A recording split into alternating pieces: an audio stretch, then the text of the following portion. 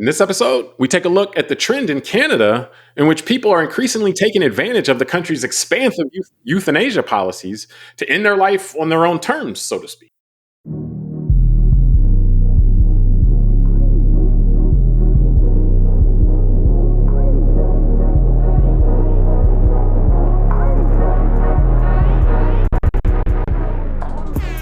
Hello, welcome to the Call Like I See It podcast.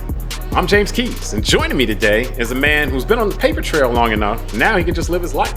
Tunde, did you leave any breadcrumbs for the rest of us to follow here? Nope. I don't want anyone following me. I want to be alone. I'm going to keep it all to myself. So there we go. There we go. No Hansel and Gretel over here. So. All right, now we're recording on September 30th, 2025.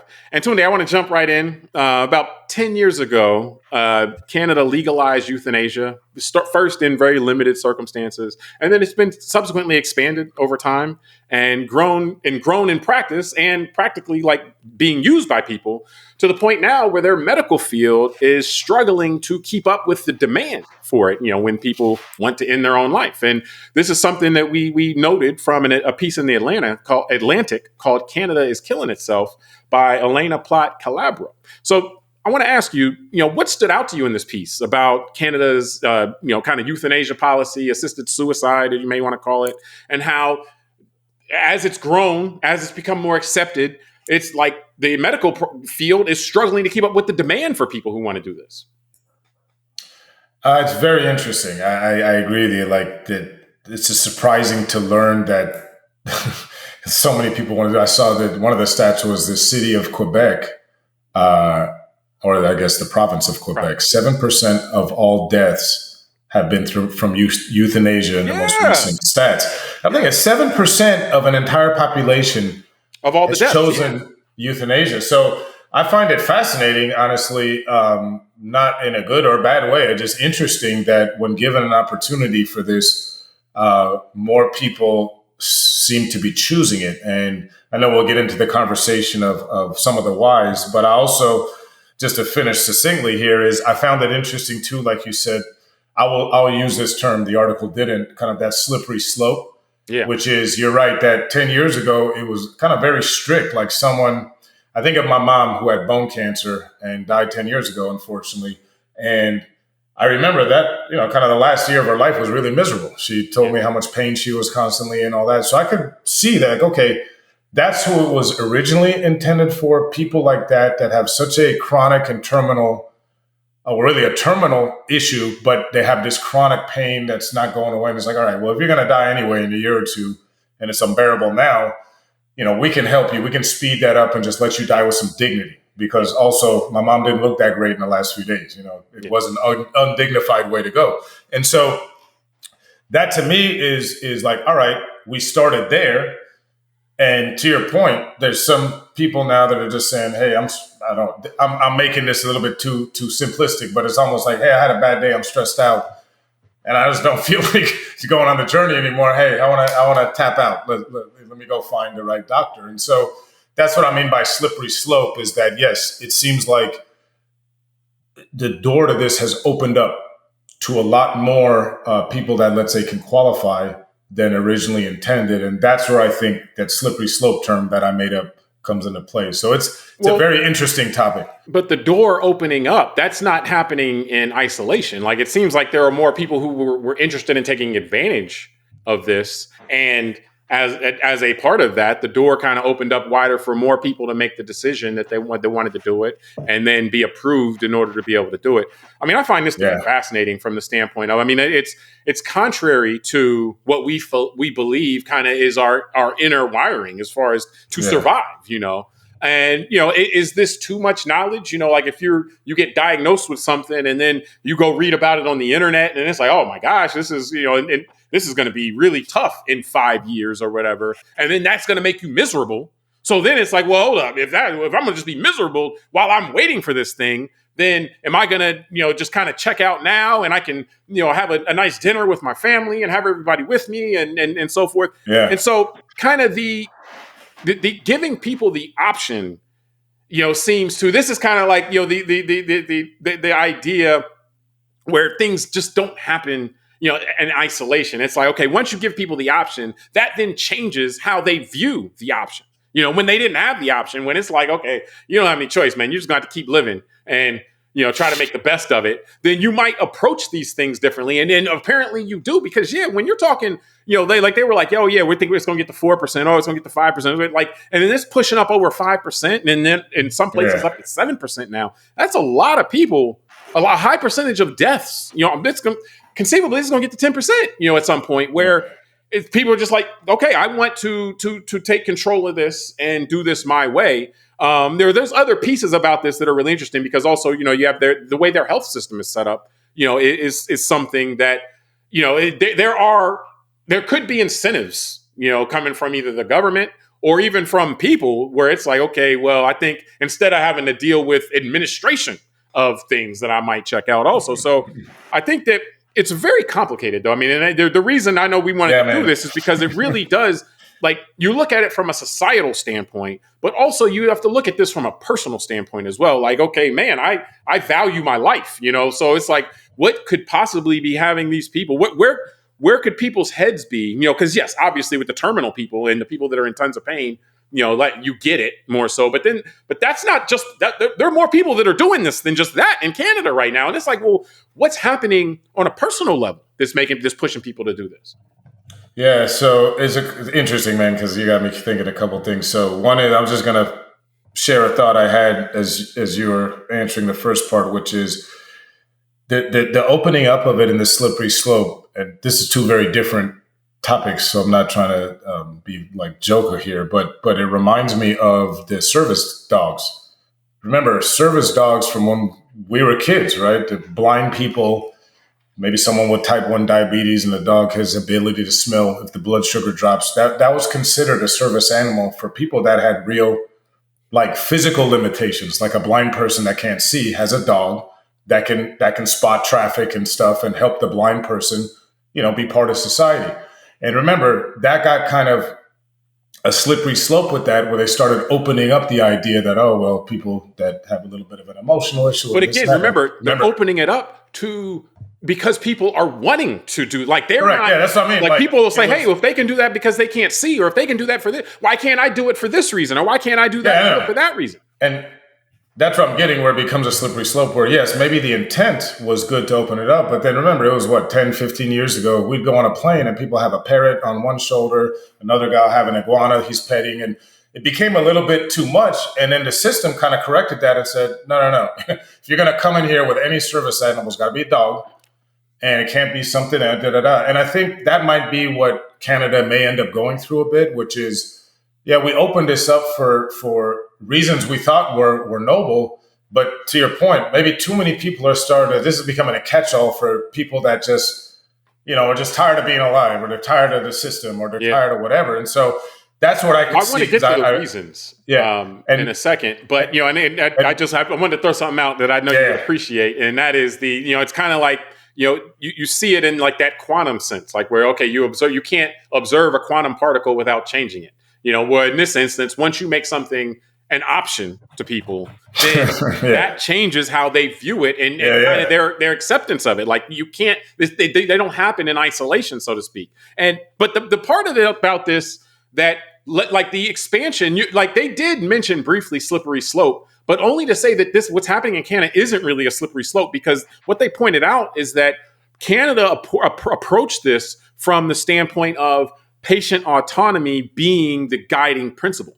And so when the point made in the article is that if that's your guiding principle is patient autonomy, then any restriction you put on being able to end your own life starts to look more arbitrary, because it's like, well, hold up, I'm the patient, it's my call. So why are you telling me, oh, I got to do this, or I got to jump through that hoop and stuff like that? So while it may appear on the outside like they're sliding into this, it's kind of like they set the framework up where this was going to be the eventuality anyway. It's like, well, if patient autonomy is your number one guiding principle, then, and freedom, this is freedom. This is the ultimate freedom right here, and if that's the case, then, this is what, this is kind of where you're going to go. So, I mean, on those points, autonomy, individual autonomy for adults, or something like that, or freedom, freedom to make good decisions and bad decisions. Those are values that a lot of people seem to have, or at least say that they have. So, like, why do you think this then? Why do so many people, including, myself, read this and have a certain level of discomfort? Like, oh man, what's happening here? Like, it's not my life that somebody, like, it's people are doing this on their own, with stuff. So why does this make us feel a certain way, man? I think it's a combination of, first of all, it's new, right? We're not used to seeing this stuff. Culturally, it's not something that and I think it's adjacent to suicide, right? I think that's why it feels a bit I mean, it's a person, and that's, again, we've been conditioned, I think rightfully so, to not be fond of the idea of taking your own life and suicide. So, and to think that if someone does that, it's because there's something seriously wrong going on in their life or their emotional state or something like that. And so I think this idea of people voluntarily wanting to choose to die is something new for us as people, like you say, culturally and all that. And I just think, that's why it stands out. And that's why it's an interesting topic even for us. And one of the things I wanted to ask you a question, though, which is interesting, which is, do you think this could happen in the United States because of the idea of patient autonomy and how different our healthcare system maybe sees the idea of a patient actually having their own autonomy and directing traffic? Well, it is in place in a few states, not as permissive as Canada, but I think, maybe Oregon, like there's a few states that do allow this. I mean, I don't think so, because I think that when it comes to the idea of freedom and all those kind of things, a lot of Americans are kind of full of shit. Like, they don't really believe that stuff. They just say they do. And so I think that they would, and I'm not saying that in this case that we should be rushing to open this door. Like, I find it to be something that is a difficult thing to kind of, this is where, like, the idea of religion or spirituality or just kind of a belief in something greater can help you with this kind of thing, because I don't think you can logic your way to this, especially from a societal standpoint.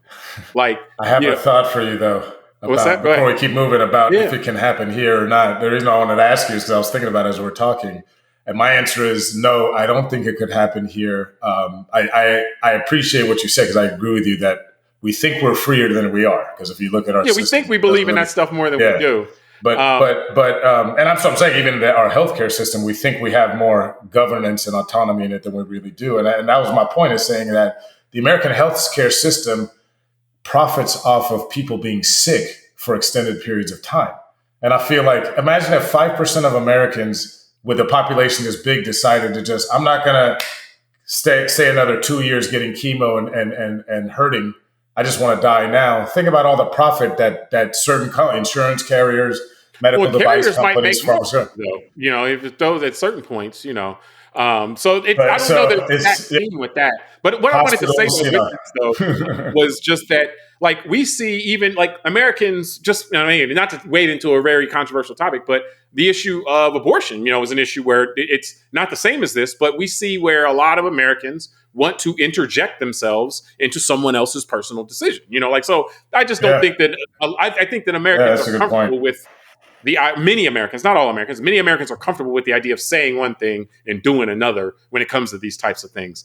The thing that, to me, about this, just kind of this idea of why this sounds so controversial, I think we all have dealt with the healthcare system. And so, like, what really concerned me when I was reading this is that how much of this is kind of the administrative difficulty that people face or are concerned of facing that may lead them to not say that this is, kind of an easy way out, because I don't think this is easy, but just saying, look, I can't pay for my health care. I can't, like, there was a story in here talking about a lady who, if she could get more help, like if she had like a degenerative disease, and if she could like have the level of personal care needed that she needs in order to live a life, then it's like, well, then yeah, I would look at this differently, but I can't afford to have a nurse here. I can't afford all the meds that I need. Now I'm going into all this debt, all these other types of things. And so from an administrative standpoint, there's a discomfort here. It's like, there's not just like,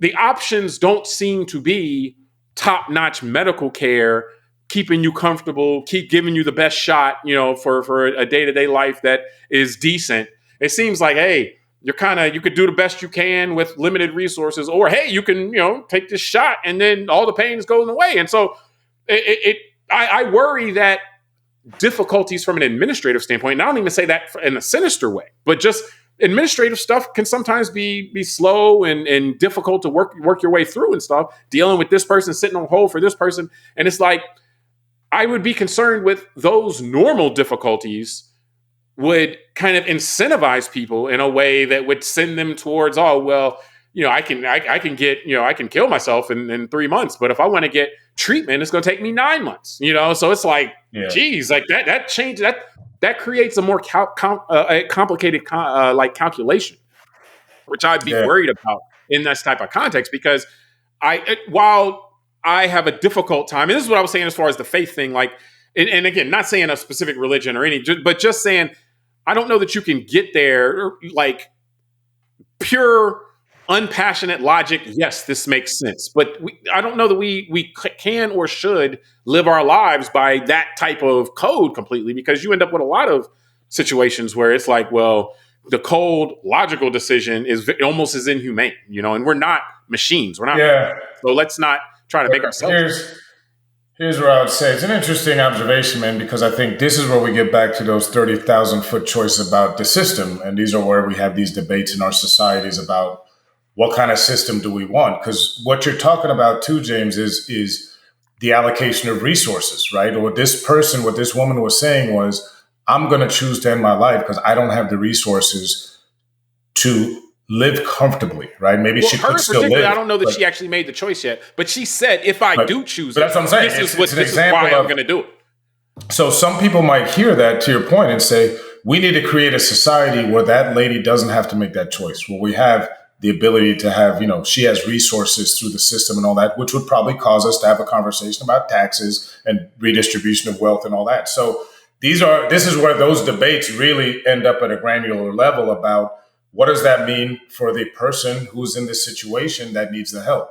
The other Think part about how crazy that is. That's Canada, which has the kind of nationalized healthcare system. Here, it's even a crazier conversation because you got people get kicked off of healthcare and all that kind of stuff. It makes that decision even crazier, so to speak. No, I agree. And that's what I'm saying. That's why these are interesting conversations for society, because it is about the allocation of resources and choice. Because to your point about observation with the quantum part earlier is, I knew you'd so we've already, of course I'm going to get on that. I'm going to hit it again. Don't worry. But of course we're in a modern society. So as you were talking, I'm thinking, okay, maybe 500 years ago, that lady would have died 20 years ago. And so the point I'm making is, this is one of those real discussions too we got to have, is human beings don't live forever. So this goes back to, remember, when the Affordable Care Act was first being presented in 2010, a lot of Americans were ginned up into fear because certain politicians who didn't like where that was going were talking about death panels, right? Yeah. And that there's going to be a bureaucracy that decides when you're going to die. Now, my argument used to be that bureaucracy already existed in the private sector, because I took my health insurance exam in 2001 in the state of Florida, and I learned then that once a private insurance company like United Healthcare or Blue Cross hits $1 million in spend on a patient back then, I don't know what it is now, they have the right to just cut it off. And so that's somebody, a bureaucrat in some corporate office, making a decision like, all right, which is worse, because that's a for-profit decision. That's a company making a decision based on making money. Exactly. And it's a company, not a collective group of representatives who are elected by people, their constituents, to go to DC and make choices, right? So at minimum, whether they're elected or they're not, they don't get more money by sending you to death. Whereas the private insurer gets more money by sending you to death. So but that's why I say it's a good thing you bring up that lady's situation from the article, because that's the whole point of these debates, right? For society, is how do we want to organize ourselves so that when we have things like this, that now we have the ability that people can choose death. And then a question like yours comes up, well, if someone is doing this only because they can't afford to kind of, at least to have a decent level of care, basically. Yeah. They can't afford their resources to have that decent life, to not have pain, chronic pain or something like that. So they'd rather die. To me, I could see pros and cons on both arguments, right? Well, if we have the type of society that makes sure they can live as long as they want, even if it's to 105, without the pain, because that's just what they want, that is going to suck resources from other parts of the society potentially.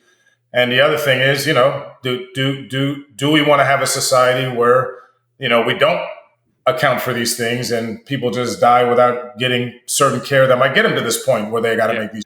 So I don't know. Like, well, no, that's what I mean. You can't logic yourself to this. Like, there's a value judgment that needs to be made, and wherever you get those values, ideally you get those values in a way that is some level of pro-humanity. But even from there, you can go different directions with these decisions. And so, I think that now the plot thickens, though. Then there's one other piece that I wanted to go. This isn't where I'm supposed to share that I'm a shareholder of United. Would that interrupt my value system? You think it probably would, sir. Based on our last show, your financial incentive might influence the values, or it may actually reveal the values.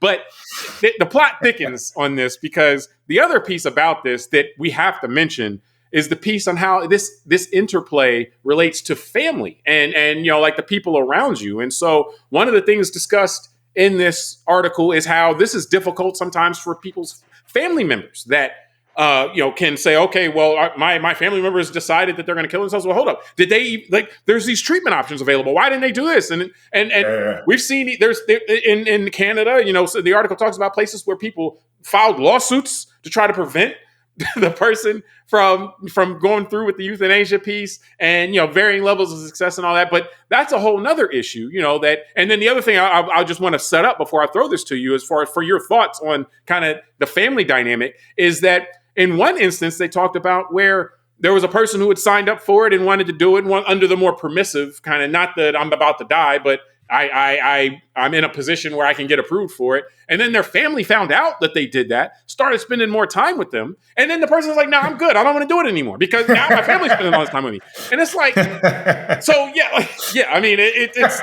Yeah, maybe they just need family counseling. They didn't need all this other stuff. Well, but again, this is where those things that, like, if the person just says, "Oh, I'm just not feeling good anymore. You guys never come see me." Family members are probably like, "Yeah, whatever, man." But then once they take this actual step, that changes how they perceive the threat level. Interesting, yeah. And so, just the family dynamics. What stood out to you in any either the ones I mentioned or anything like just kind of what did you find significant in that? Yeah, so.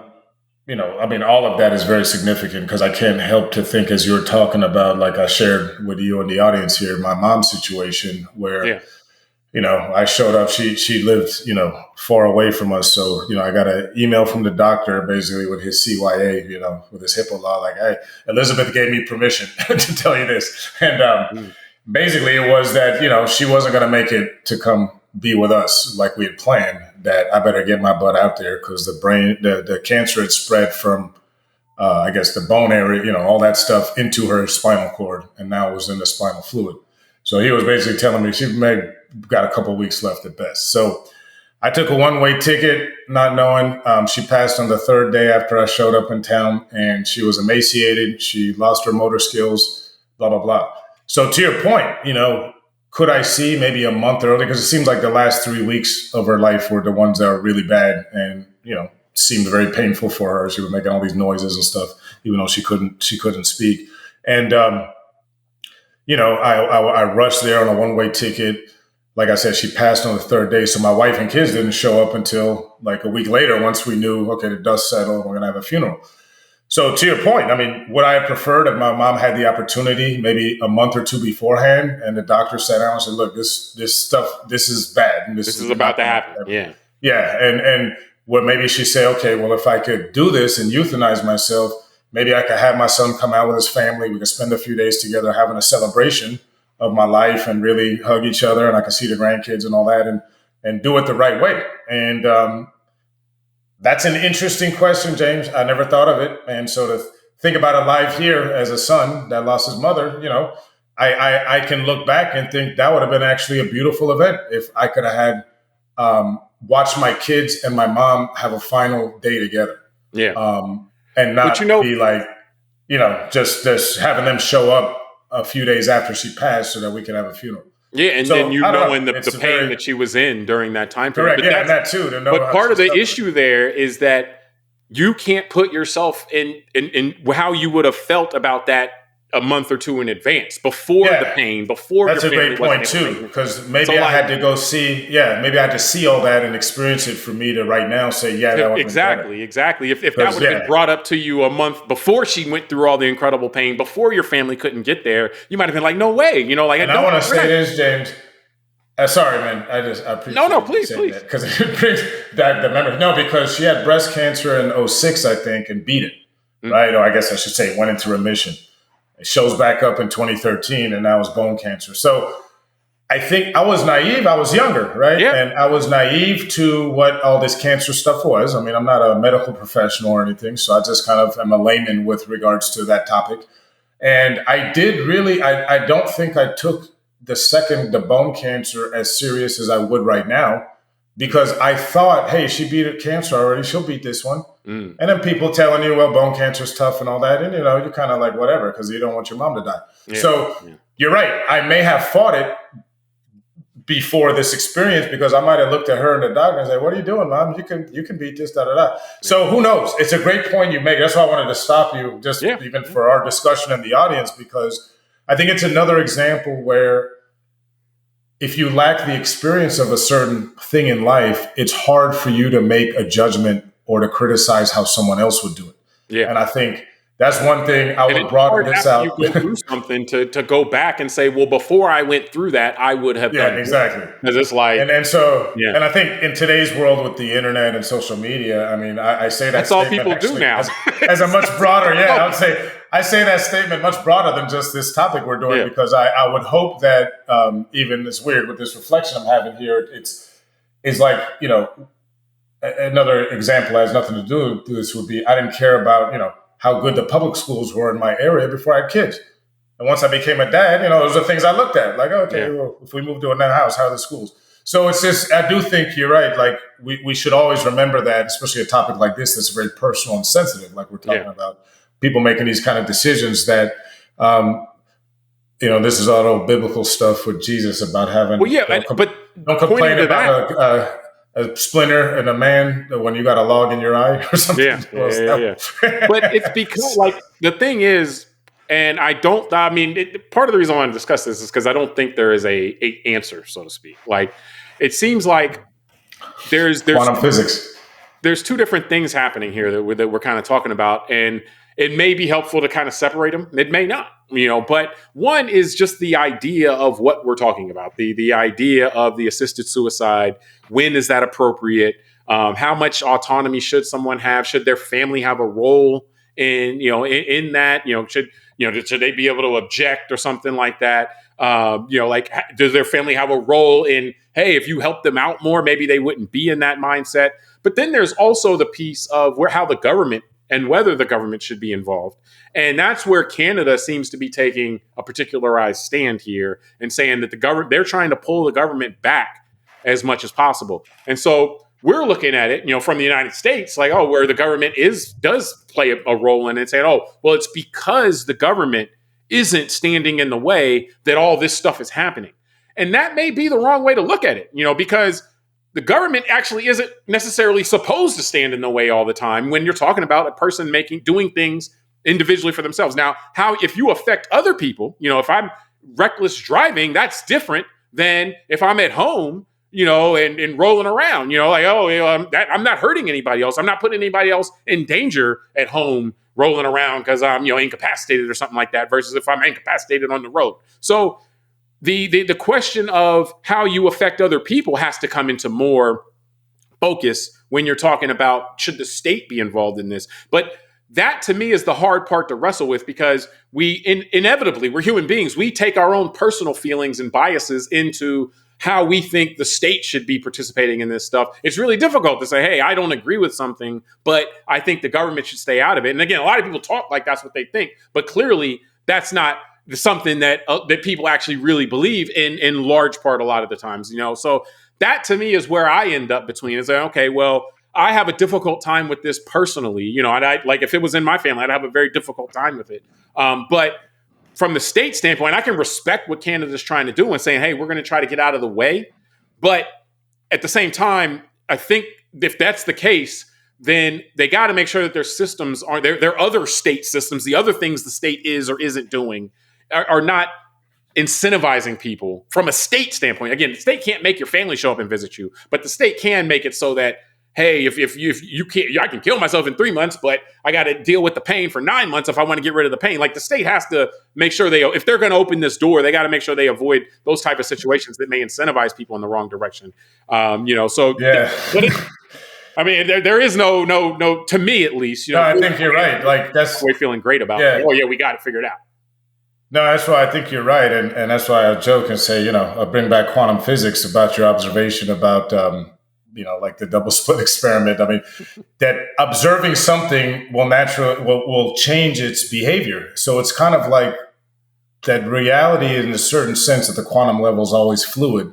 And I think this topic is a good example at the macro level that these kind of topics in reality are fluid for all the things that we're saying. And one of the things that I'll kind of start wrapping my thoughts up on are, there's an interesting part in the article that I pulled out of this where this could be abused, let's say, if you had the wrong type of government, because they said something like talking about like the homeless and worry that I'll quote the article a bit. There's some worries that assisted death, originally authorized for one class of patient, would eventually become legal for a great many others too. And I'll go a little bit.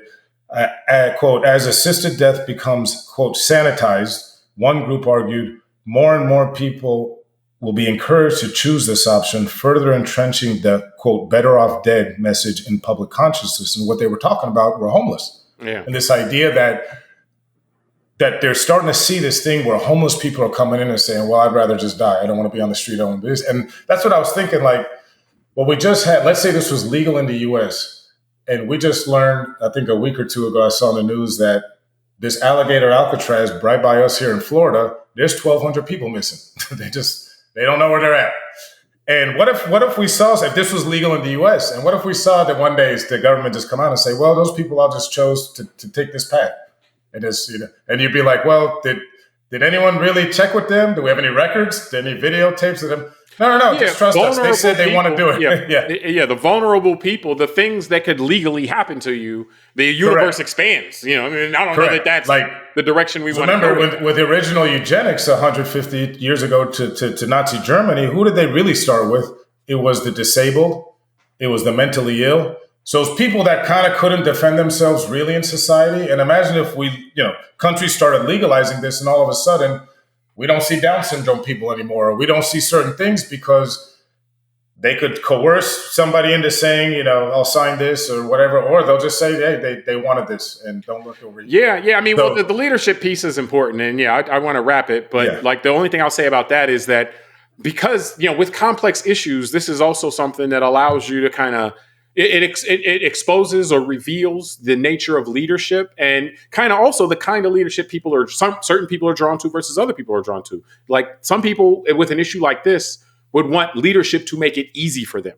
Hey, I want you to just make grand statements and make this an easy decision for me. I don't want to have complicated decisions. I don't want complexity being presented to me. Say that all these people are bad and then we can just deal with it and that's an easy decision. Some people although wouldn't run from the complexity and would want to hear, okay, like how do we want to deal with this? This is not easy. This is complicated, and so forth. And the thing about a democratic society is that all of those people have to interact together to try to get to an answer how we want to deal with this society. But that's why I said it kind of reveals, though, because when you deal with an issue like this, I guarantee you, if you're dealing with it here, there are people who just try to make it very easy, and say, hey, you don't have to think about anything but this one issue, and that can be the justification of your decision. Other people are like, no, let's look at this. Let's weigh.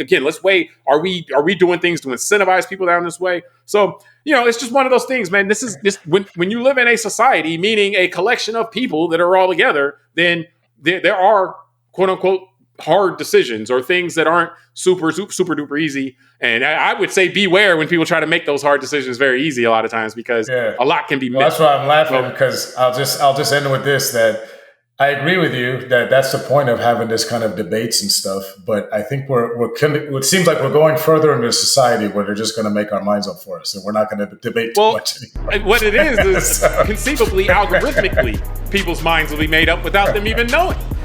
Exactly. But we'll end it on that dire note. Yeah. We appreciate everybody for joining us. Maybe we revisit this one in a few years. We'll see how it played out. We appreciate everybody for joining us on this episode of Call Like I See It. Subscribe to the podcast, rate it, review it, tell us what you think, send it to a friend. Until next time, I'm James Keys. I'm Tunde. All right, we'll talk soon.